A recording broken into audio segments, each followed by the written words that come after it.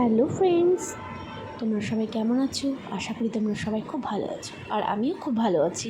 আর একটি নতুন ব্লগ তোমাদের সামনে নিয়ে চলে এসেছি। দেখো, তখন ঘড়িতে সকাল 6:30 বাজে। আমি ঘুম থেকে উঠে পড়েছি। মেয়ের স্কুল আছে, ওকে রেডি করব। আমি ফ্রেশ হয়ে ঝুল বারান্দায় চলে গেছি। একটু দাঁড়িয়েছিলাম। ওখান দিয়ে পরিবেশটা দেখতে খুব ভালো লাগে। পাশে একটা আম গাছ, সাইডে একটা পুকুর, চারিপাশ সবুজ গাছ আছে। তখন ঘড়িতে সকাল 6:30 বাজে। এদিকে আকাশে দেখো কত রোদ, মনে হচ্ছে যেন দুপুর 1টা বাজে। আর গরমও পড়েছে প্রচুর।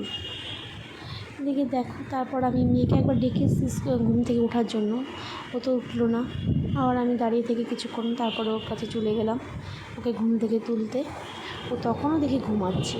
আমি একবার ডেকে এসেছি। তারপর দেখো, আমি ওর হাতটা ধরে ওকে টানছি ঘুম থেকে ওঠানোর জন্য। ও কিছুতেই উঠছে না, ও ঘুমিয়েই আছে। 3-4 বার ডেকে গেছি, তাও ডেকে যাচ্ছি, ও উঠছে না।